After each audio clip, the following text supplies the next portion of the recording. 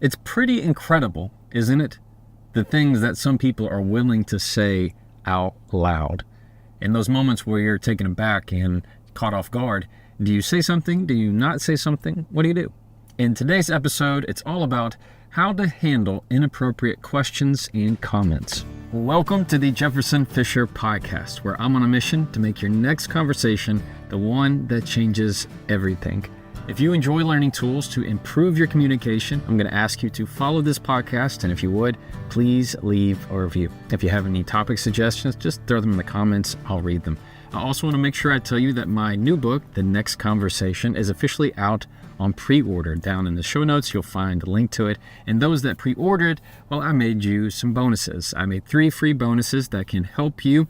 I made them myself, and I know you're going to really like them. So those who pre-order, that's what you get. The next time that someone asks you an inappropriate question or makes an inappropriate comment, here's what I want you to do. Number 1, say nothing. Just add 5 seconds of silence. This is a tip that I use all the time and recommend because it truly does work. About 5 seconds of silence, and you have to pair it with your face. All right? You don't have to say anything, but the look. And you know what kind of look I'm talking about. That look that says, I know you didn't just ask me what I think you asked me. Most of the time, that's all you have to do. Number 2, if you need to be a little bit more direct, I'm going to encourage you to use phrases that aren't going to get the other person defensive. Phrases like, what's your intent? As in, what's your intent on asking? Or, what makes you want to know? These are questions that, though direct, aren't going to make the situation worse. And number 3, if you can, depending on the person, just kind of play it off. These are friendly ways to say things lighthearted, such as, I like to keep a little mystery, or that's between me and myself. Something that keeps the mood lighthearted, a little bit friendly, and lets them know you're not going to give that kind of information.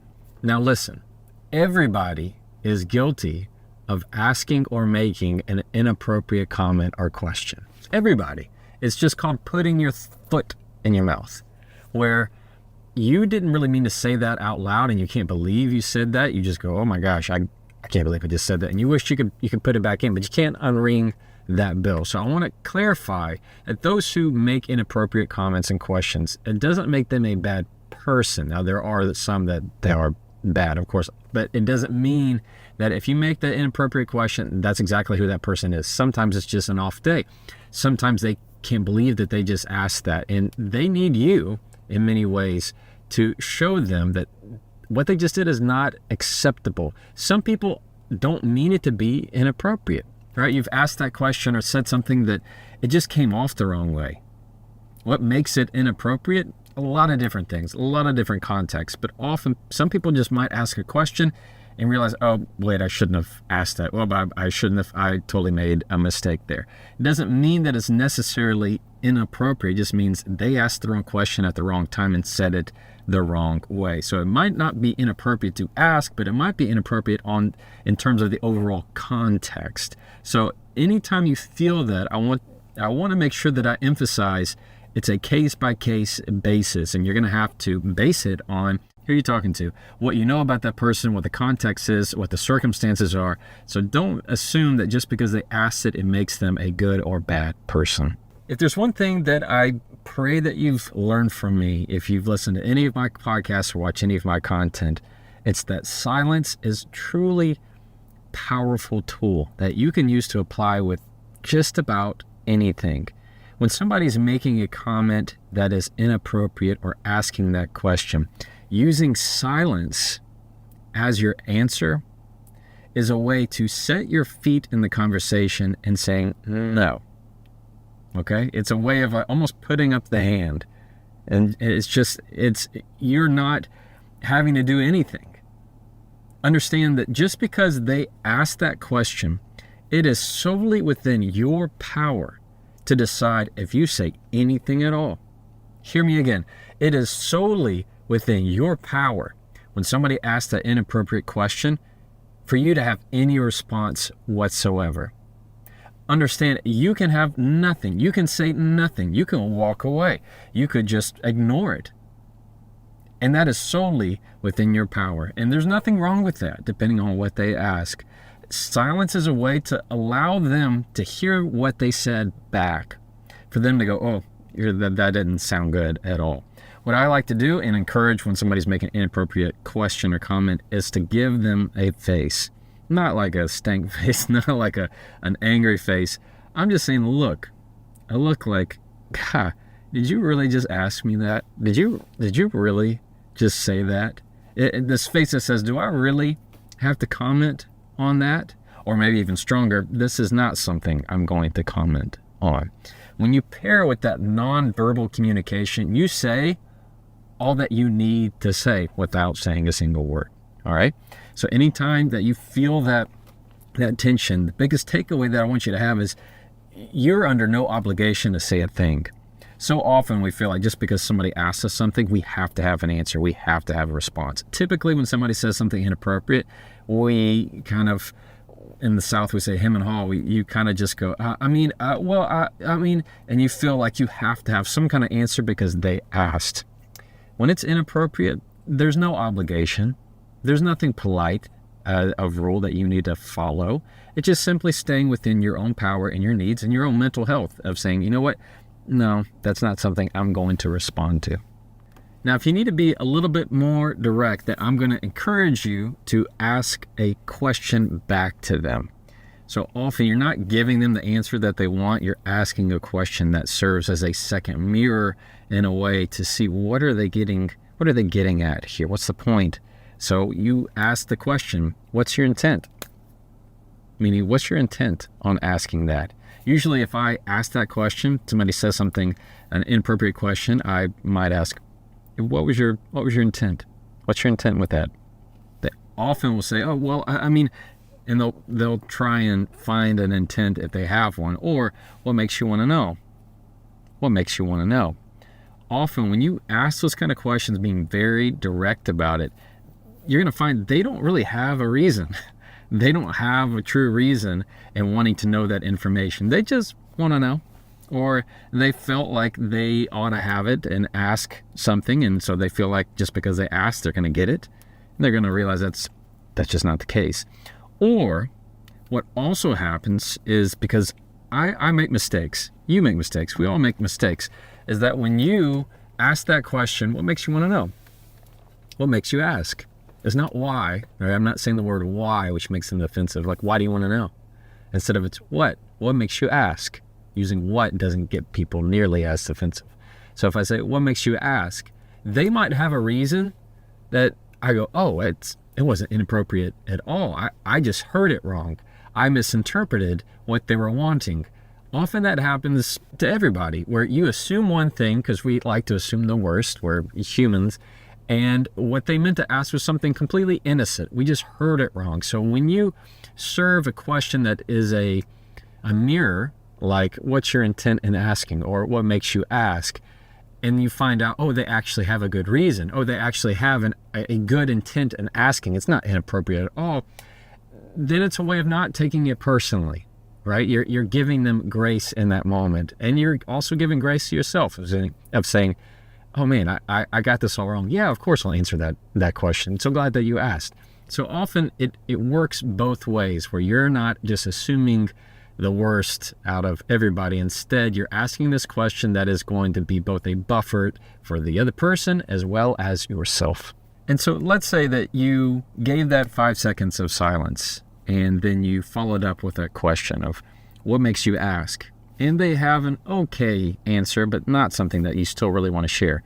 What I like to recommend is give a little bit of lightheartedness into your response. Reason being, at that point, I don't feel like they've done enough, depending on what they've said, for me to use my words to shut the door in their face, which we will talk about should you need that. But lighthearted in terms of, well, I like to keep a little mystery, or that's between me and myself, or the one I like to use is, that one's for me. That one's for me. In other words, I'm saying, hey, you know a lot about me, most likely. The fact that we're talking together, you might know some things about me, or you think you know, but that particular element that you're asking, that one's for me. I'm keeping that one to myself. You don't get that one. That's what I'm sending with that message. So understand, if you need to, just go back and say, well, that one's for me. That one's for me. You're not going to share it. You don't need to share it. and you're letting them know that what they asked is not something that is for them to find out. Now, my favorite part of the podcast, and this is where I get to answer a question from a follower. If you're part of my newsletter where I send out one communication tip once a week right to your inbox, I'm able to respond to people and they're able to ask me questions. And here on the podcast, I have been doing this since I started, and I pull a question from someone given the topic that I'm going to be talking about that given week. This one is from Rachel. Rachel is in Brazil. Rachel says, Jefferson, love your information. Thank you so much. I find it so useful. Thanks, Rachel. I have a problem. There is somebody that I work with who likes to ask me inappropriate questions. This is a supervisor.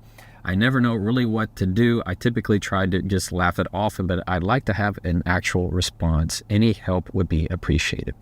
Rachel, I totally understand what you're going through. Most of the time, these kind of situations come up at work, right?